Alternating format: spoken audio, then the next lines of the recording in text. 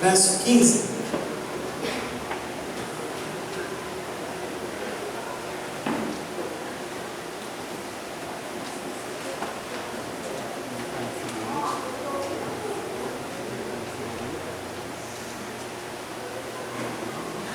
Mateus 16, verso 15.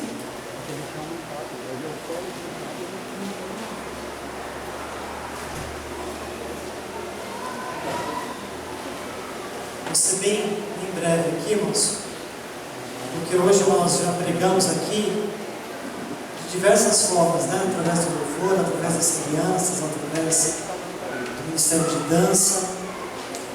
Então não há mais muito o que falar, né? Hoje é uma noite onde nós estamos só nos prostrar diante do Senhor. Quem me conhece já há algum tempo, já deve ter visto eu pregar esse texto, essa palavra. Não esta palavra, mas neste texto da palavra do Senhor, que é Mateus capítulo 16. Está escrito: disse ele, e vós, quem dizeis que eu sou? Quem está dizendo isso é Jesus, aos seus discípulos. E Simão Pedro respondendo disse: Tu és o Cristo, o Filho do Deus vivo.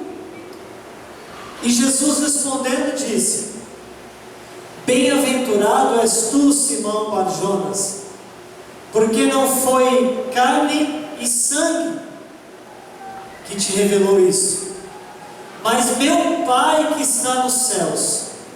Pois também eu te digo que tu és Pedro. Eu fiz questão de grifar esta palavra para você entender o que Deus quer falar conosco aqui essa noite. Tu és Pedro, sobre esta pedra. Eu fiz questão de grifar esta palavra para você entender o que Deus quer falar conosco esta noite. Edificarei a minha igreja, e as portas do inferno não prevalecerão contra ela. Meus irmãos, antes da metralhadora, da pólvora, daquilo que é conhecido como a indústria bélica, de armamento, os homens transformavam pedras em arma. E você vai lembrar bem de uma história bíblica: Davi contra Golias, que através de uma pedra ele vence seu adversário. Irmãos, antes da cadeira elétrica ou da forca, os homens usavam pedras para aplicar pena de morte. Você vai se lembrar daquela passagem da mulher pega em adultério, aonde os homens estão em posse dessa arma para aplicar a punição de pena de morte através das pedras. Antes da Torre Eiffel, que é um monumento histórico, nós temos na Bíblia uma orientação de Deus quando o povo passa pelo Rio Jordão, que eles deveriam colocar 12 pedras como uma memória eterna daquilo que Deus havia feito. Foi perpetuado por meio de uma coluna com 12 pedras. No tempo da Bíblia, o contexto pedra tinha a ver com tudo isso que eu estou falando com os irmãos aqui. Na língua grega, no idioma, pelo menos a sua grande maior parte do Novo Testamento, que é o idioma grego,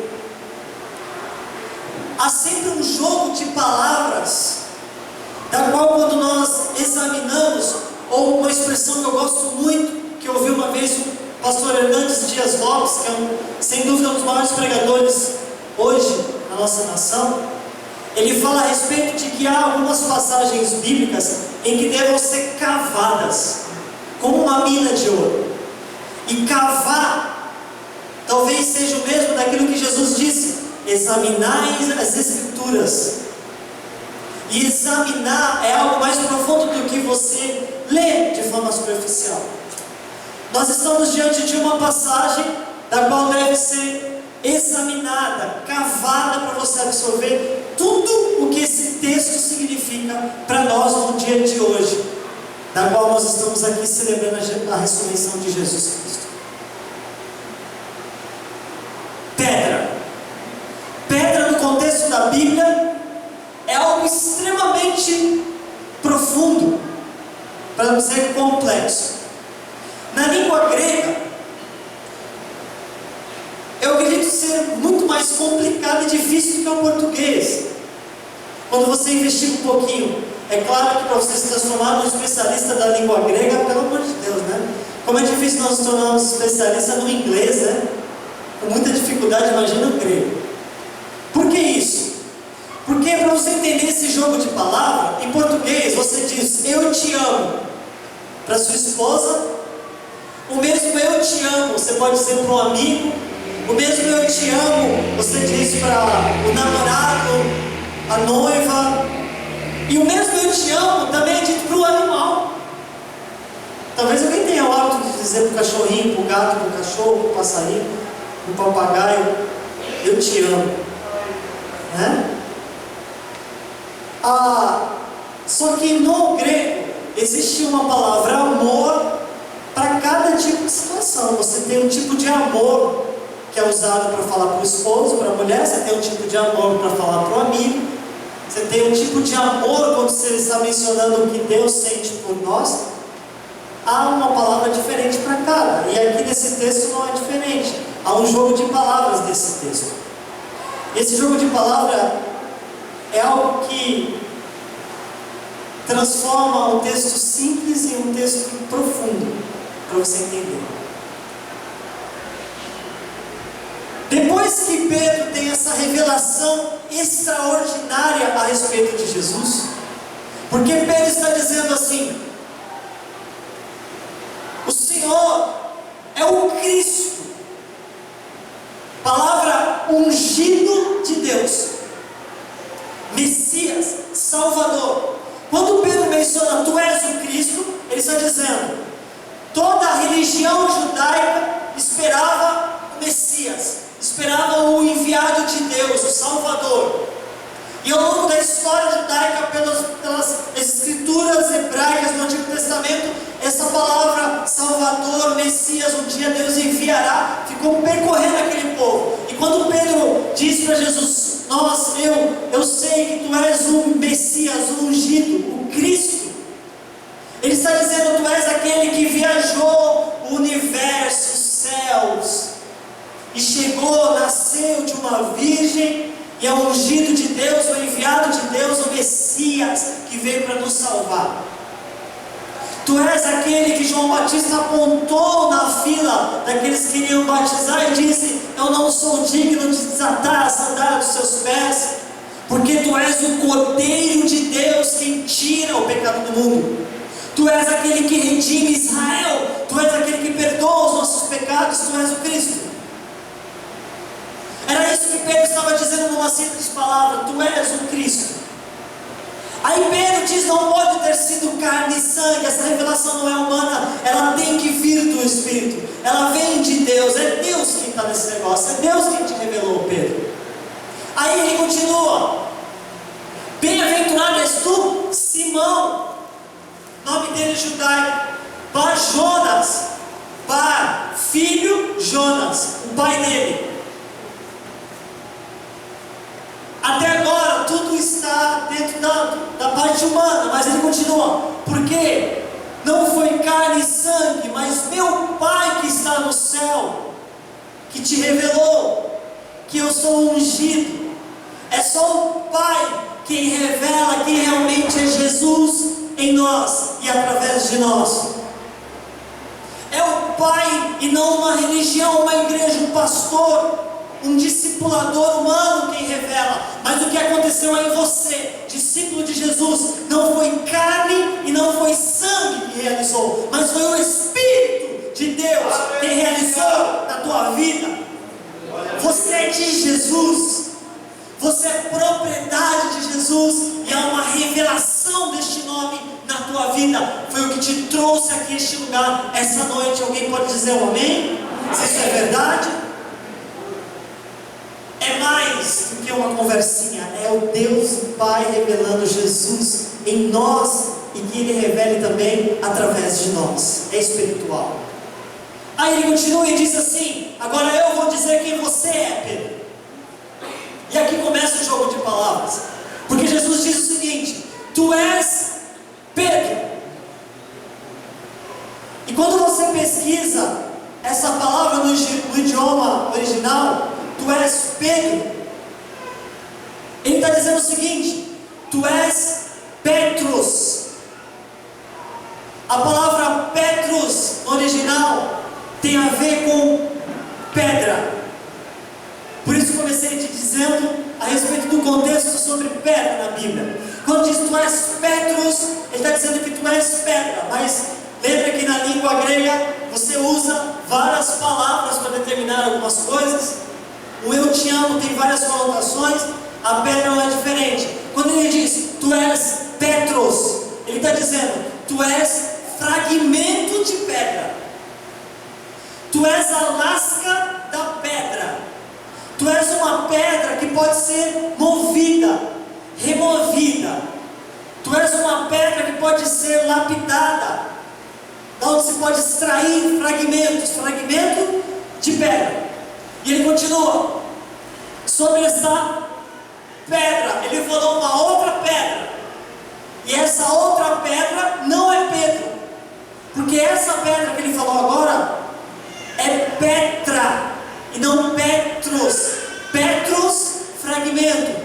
Petra, rocha inabalável. Alguém já começou a entender o que a palavra está dizendo aqui?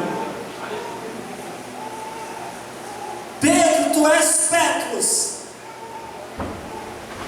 Só que é sobre a Petra, rocha inabalável. Não é mais fragmento, é rocha que não pode ser removida. Sobre a Petra edificarei a minha igreja. Quem é a Petra?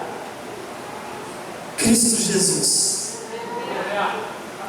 Ele estava dizendo para Pedro: quem vai edificar a igreja não é o Petrus, não é uma ação humana, um fragmento de pedra, mas quem vai edificar a igreja é a pedra, ou seja, o ungido que foi revelado acima, o ungido, o Cristo. É Ele a rocha que não pode ser removida, é Ele a pedra que foi colocada para que a igreja, a tua vida, a tua família, a minha vida, a nossa história seja alicerçada e não possa ser removida.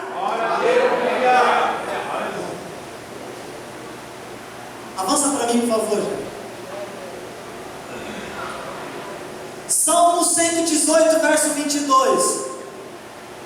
A pedra que os edificadores rejeitaram tornou-se a cabeça da esquina. Salmo 118, 22. No Antigo Testamento já estava dando um indício do que iria acontecer. Aí vem Jesus em Mateus 21, 42 e disse: nunca lestes a Escritura? A pedra que os edificadores rejeitaram, essa foi posta por cabeça do ângulo. Pelo Senhor foi feito isso, e é maravilhoso aos nossos olhos. E por fim, Atos 4:11, os apóstolos confirmam essa palavra e diz: Ele, Jesus, é a pedra que foi rejeitada por vós, os edificadores. Quando fala foi rejeitado, é porque Jesus veio para os seus, mas os seus não receberam. E quem que eram os de Jesus?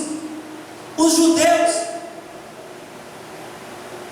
a nação de Israel, a religião de Israel.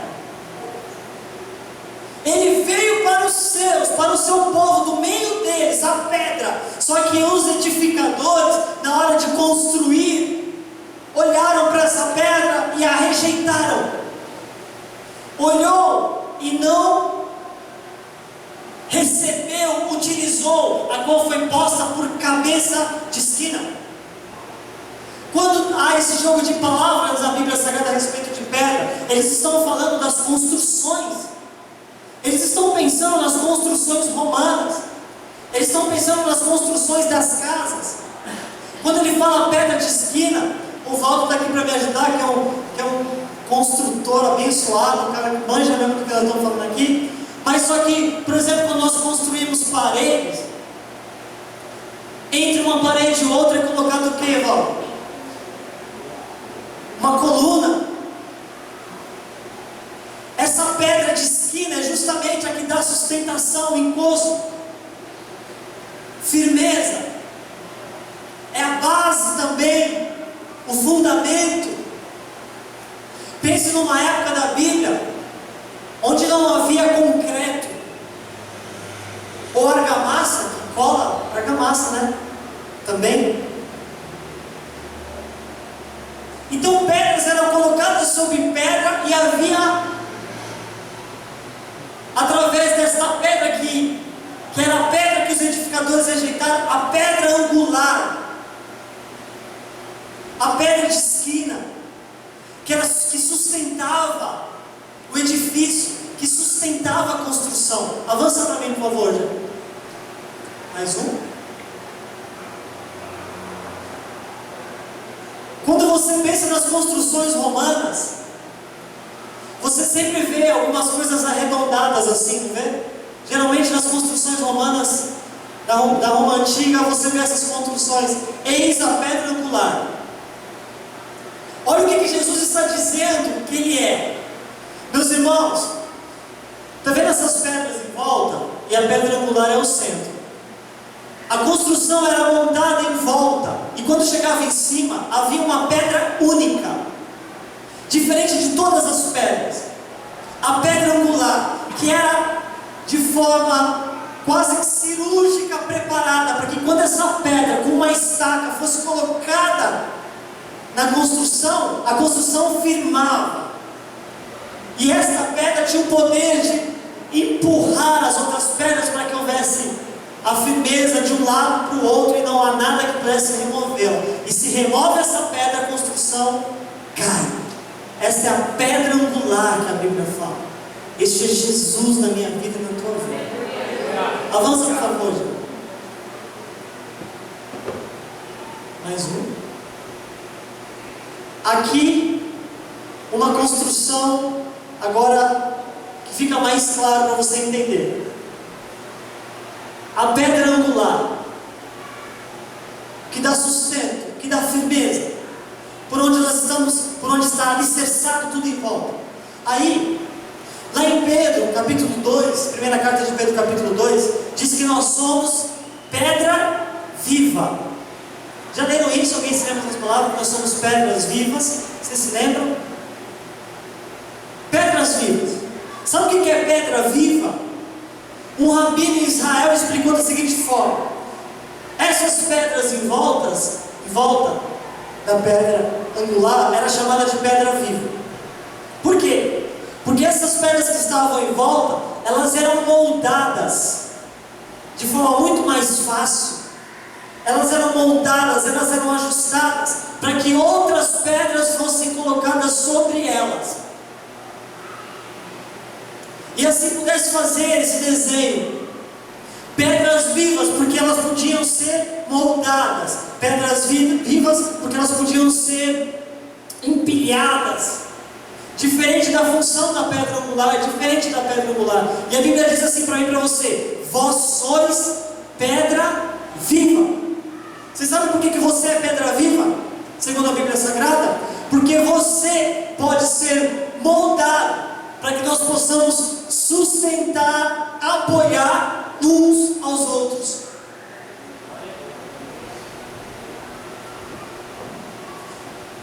A palavra de Deus chama a igreja de pedras vivas, porque uma das coisas que a igreja deveria fazer, que a igreja deveria respirar, que a igreja deveria explodir para o mundo, era o apoio que nós damos uns aos outros.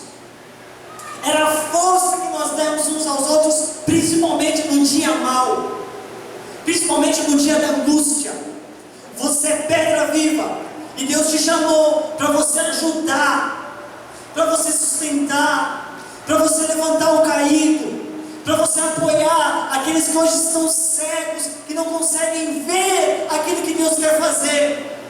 Só que nós não estamos sozinhos, porque se a igreja é pedra viva, que está sendo colocada, que está sendo fundada, que está sendo alicerçada, moldada, mas só que sob nós há uma pedra angular, que é Cristo Jesus, que sustenta a sua igreja, que dá base para a minha vida e para a tua. Nós somos pedra viva, e Ele é a pedra angular. Aleluia. Aleluia.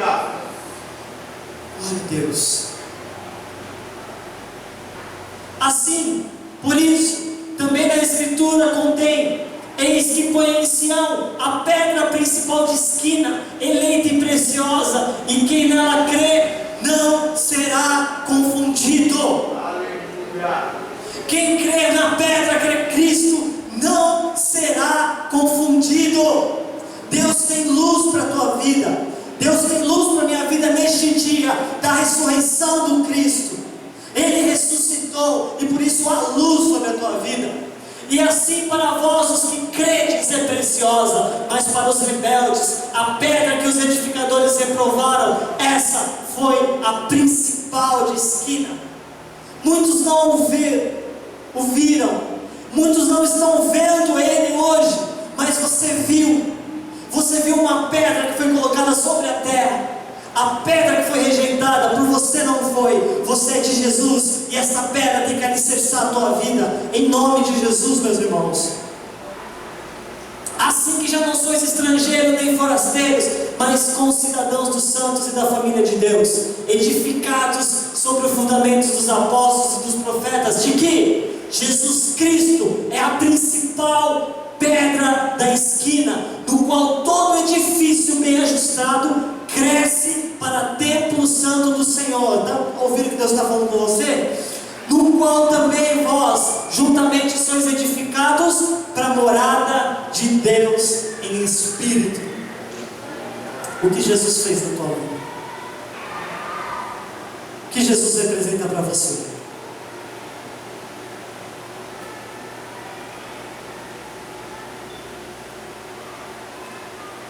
Tudo isso por uma frase que eu vou te dar agora, que é a palavra.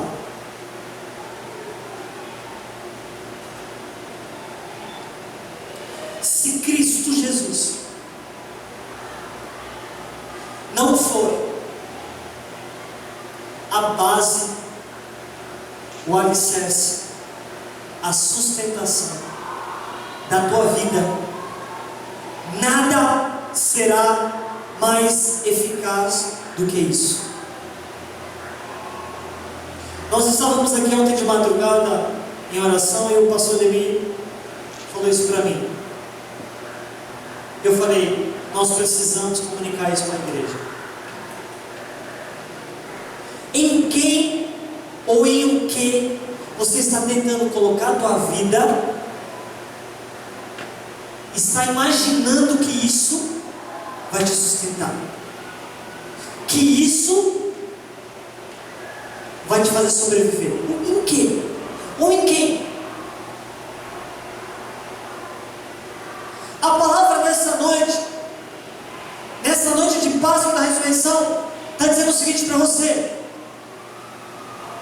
não há instituição igreja, não há pastor nesta terra nomeado, ungido, ou o que quer que seja, não há irmão ou irmã que tenha a mesma eficácia de uma pedra fundamental, angular, chamada Jesus Cristo. Não há uma religião, não há um nome dado entre os homens pela qual devemos ser salvos. Se a sua vida não está presa a Jesus, se não há na sua vida um relacionamento com Cristo, Cristo não é a base, Cristo não é o tudo. Se tudo tem sido ministério, se tudo tem sido o amor que você tem pela tua esposa, pelos teus filhos, se o tudo tem sido o amor que você tem ao dinheiro, se o tudo tem sido o amor que você tem aos prazeres, se tudo tem sido qualquer coisa que não seja Jesus, você não vai resistir. Só em Jesus há vida.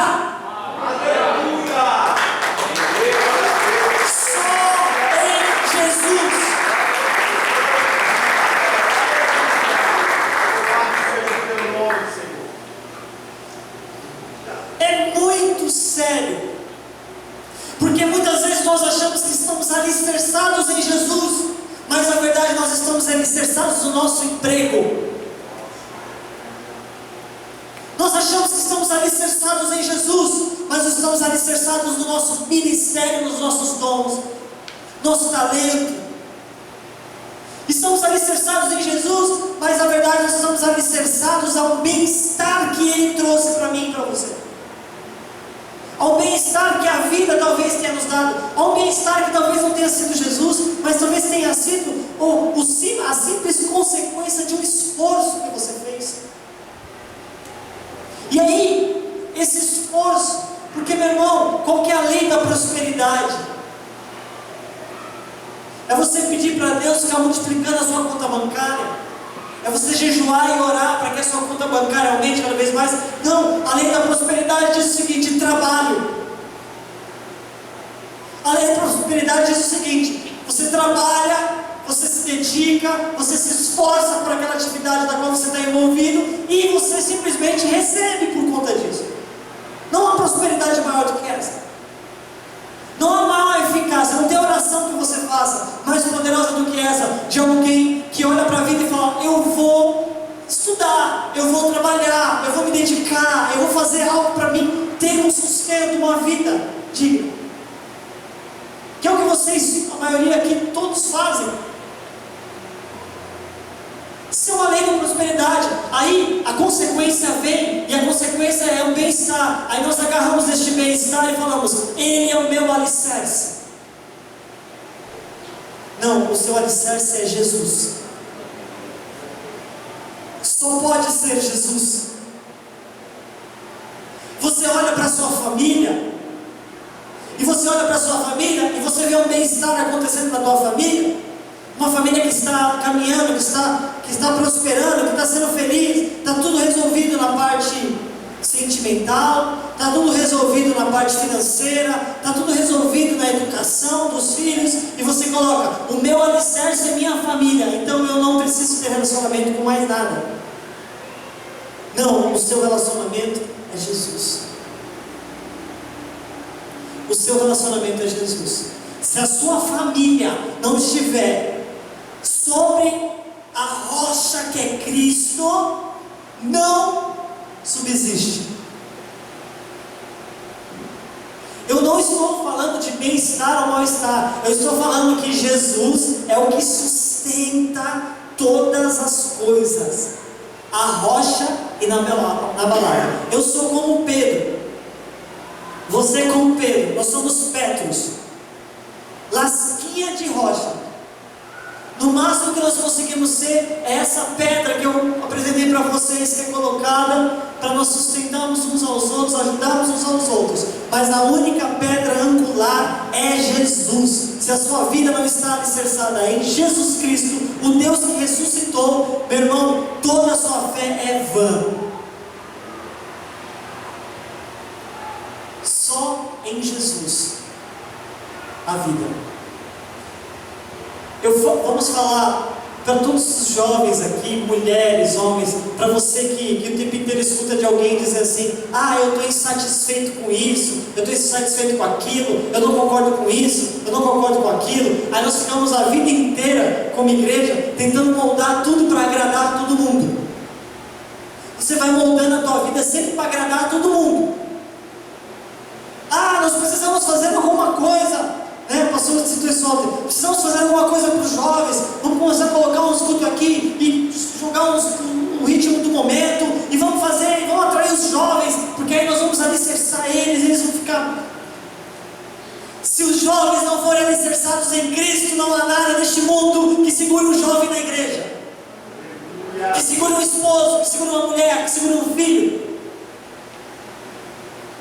Enquanto a palavra deste altar for Jesus, e você se segurar nele, se alicerçar nele, nada pode te remover, porque você está na rocha que não pode ser abalada.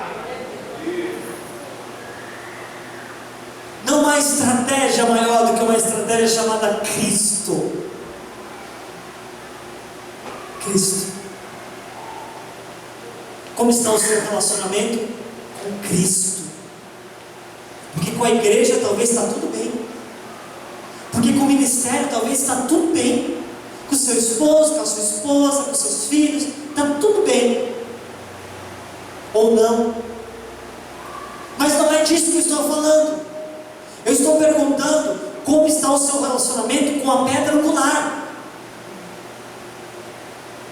Porque se o meu relacionamento está na pedra angular, que é Cristo, que é Jesus, que não pode ser removida, se eu em todas as coisas e áreas da minha vida, eu fui construindo com a base que é Jesus, que é essa rocha, todas as coisas que eu construí em volta disso, nem a morte, porque tragada foi a morte pela vida, e ao terceiro dia Ele ressuscitou, e um dia todos nós vamos ressuscitar com Ele. Aleluia. Nem a morte abala essa rocha, nem a morte. A pergunta é: aonde foi edificada a minha fé? Em quem? Em o quê? A pergunta é: aonde a sua casa, a sua construção foi alicerçada? Porque Jesus depois conta uma parábola que existem casas que são edificadas sobre a rocha, existem casas que são edificadas sobre a areia. Para essas duas casas há algo em comum: vai vir tempestade. Só que somente a casa que foi edificada na rocha se sustenta no meio da tempestade. A casa que foi edificada na areia cai. Eu tenho uma pergunta para você no domingo da ressurreição: aonde você tem alicerçado todas as áreas da tua vida? Quem tem sido a pedra de sustentação, a pedra angular? Quando você começa a estudar faculdade, quando você começa a desenvolver a sua profissão, aonde você está alicerçando? Quando você começa um relacionamento, aonde você está alicerçando esse relacionamento? Quando você começa a fazer um planejamento financeiro, aonde você está alicerçando este planejamento financeiro? Meu irmão, deixa eu dizer uma coisa para você: você não tem que alicerçar a tua vida no culto, você não tem que alicerçar a tua vida sobre a ordem de um pastor, você não tem que alicerçar a tua vida sobre o ministério, você não tem que alicerçar a tua vida sobre o governo do Temer, da Dilma ou de quem quer que seja. Você não tem que alicerçar a tua vida em nada deste mundo. A primeira pedra fundamental, a pedra base e a pedra angular é Cristo. Aleluia. Cristo. Vou começar um projeto novo na igreja.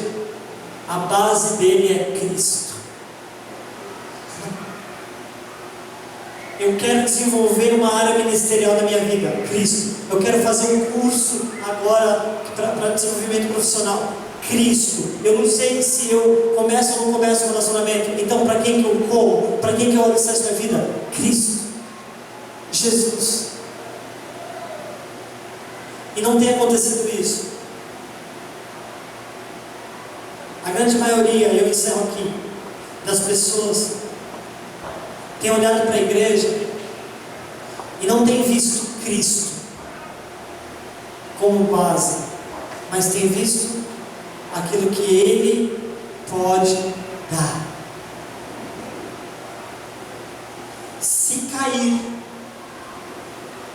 seja a sua fé, seja a sua família, seja os teus dons, os teus talentos, se romper, é porque não estão fundados e firmados em Cristo Jesus. Só que eu tenho uma notícia para você essa noite. Eu gostaria que você se colocasse de pé para receber essa notícia agora.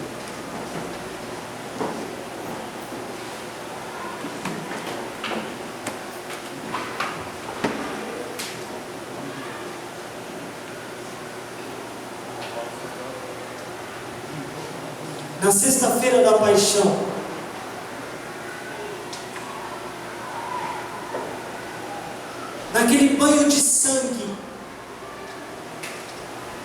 que há mais de 2000 anos atrás, até os dias de hoje, nos impressiona.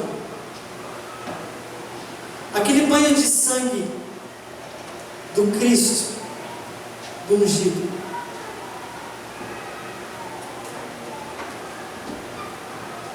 Sangue este derramado depois de carregar uma cruz que não pesava somente o peso de uma cruz da madeira, mas o peso que estava sobre aqueles ombros era o peso do meu e do teu pecado. Esse era o peso, o verdadeiro peso da cruz. Os obreiros podem trazer a mesa já. O peso do pecado. Isso pesou. Ele colocou tudo no ombro. Toda a maldição, ele foi para a cruz com ela, porque ele se fez maldição. Naquela sexta-feira, quando ele está ali em conversa com Deus, aqueles soldados estão em volta, o sangue derramado.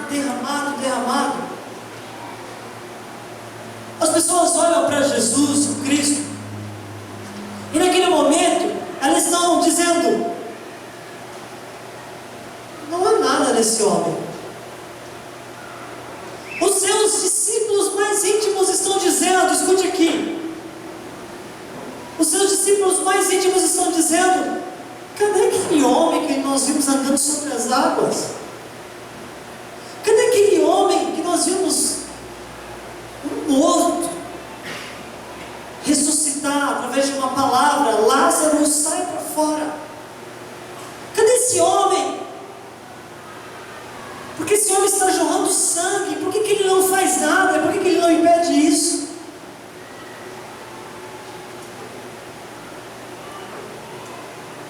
Os soldados estão caçoando dele. O inferno inteiro talvez esteja agora realizando uma balada na sexta-feira à noite. A balada da comemoração da morte do único que poderia trazer vida para a humanidade. O inferno está celebrando a sua morte. O sábado deve ter sido um dia de muita festa no inferno. O sábado deve ter sido um dia assim em que os demônios, que a gente sabe que toda essa potestade que sempre tentou impedir de Jesus ir até a cruz, essa potestade devia estar eufórica e pensando quais seriam os próximos planos. Só que em Gênesis 3, verso 15, proto-evangelho, primeiro evangelho, Gênesis 3,15, logo depois da queda, há uma palavra, e a palavra é: a serpente vai ferir o calcanhar. E realmente, esse que vai ser ferido, está completamente ferido naquela cruz. Só que a serpente esqueceu que ela ia ferir o calcanhar, mas ia ferir porque ele ia pisar na cabeça dela. O sábado passou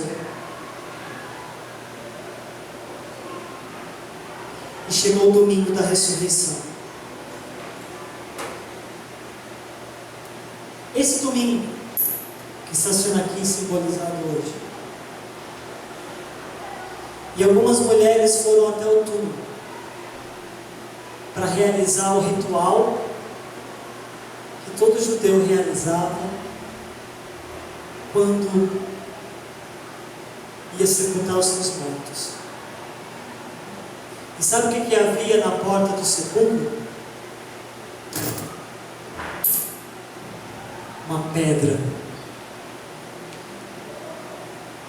Uma pedra que havia sido selada.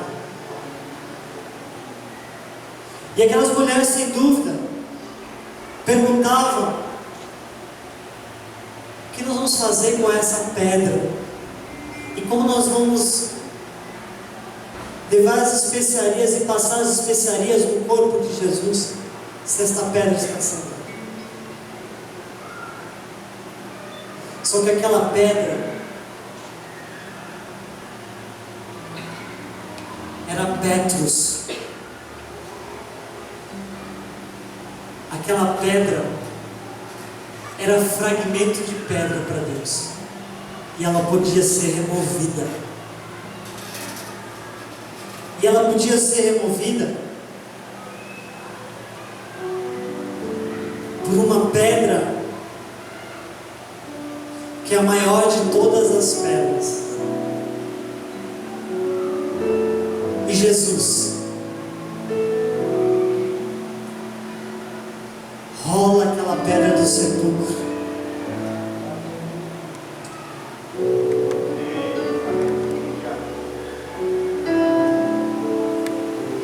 E ele vem para a vida. Ele vai dizer para a história, enquanto houver história: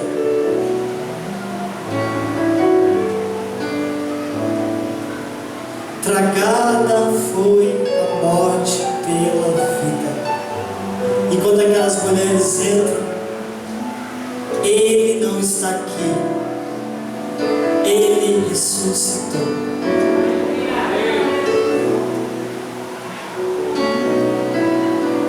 Ele ressuscita e vem. E os apóstolos já pregam: Ele é a pedra da qual tudo deve ser alicerçado. Ele é a pedra da qual a fé tem que ser alicerçada. Ele é a pedra da qual a eclesia, a igreja, deve ser alicerçada. Porque se nós estivermos alicerçados em Jesus, as portas do inferno não prevalecerão contra a igreja do Senhor. Aleluia. Antes da ceia, escute o que eu vou dizer. Esquece tudo o que já aconteceu, que te fez um dia olhar com desconfiança para tudo isso que eu preguei hoje. Esquece, por favor, porque essa pedra não pode ser removida. Por onde você for, a mensagem da cruz vai estar em você. Se alguém aqui neste lugar, esta noite, que em algum momento da sua história deixou de olhar para a cruz, e que essa mensagem perdeu sentido,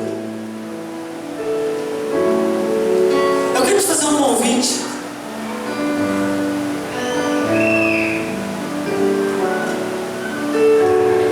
Eu quero te convidar nesse domingo de Páscoa de 2017,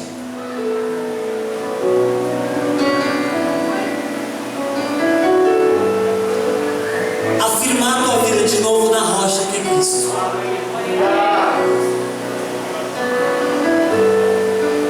Alicerçar a base da educação dos teus filhos, alicerçar a base do teu relacionamento, alicerçar a base dos teus dons, alicerçar a base dos recursos que Deus tem te dado, alicerçar a base da tua família, alicerçar a base do teu emprego, alicerçar a base da tua vida em Cristo, que é essa pedra. Se há alguém aqui hoje completamente afastado de Jesus e quer fazer isso, não quero expor, trazer você aqui, eu só quero te pedir um favor. Coloque a mão no teu coração. Põe a mão no teu coração. E faça uma oração dizendo a Jesus: Pai, eu preciso me agarrar em Ti de novo. Pai, eu preciso edificar minha vida no Senhor. Me ajuda a voltar. Me ajuda a voltar. Porque não há vida sem o Senhor. Pai, Jesus, recebe essas vidas que estão agora fazendo isso. Nós estamos preocupados, Pai, sim, em expor cada oração aqui. Mas eu quero, Pai, eu quero te pedir, eu quero te implorar. Segura essas vidas de novo nos teus braços. Segura essas vidas de novo. Que elas criam raízes na rocha que é Jesus. Que elas criem raízes na rocha que é Cristo. Que os alicerces da tua vida sejam nele. Que tudo seja para Ele, para a glória dele. Peça perdão pelos seus pecados.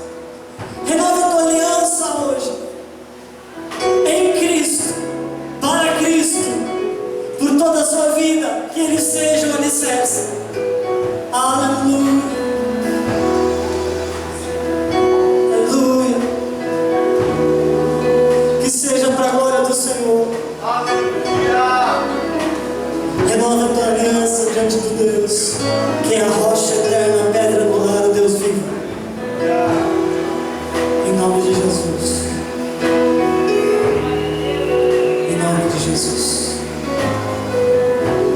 Glória a Deus.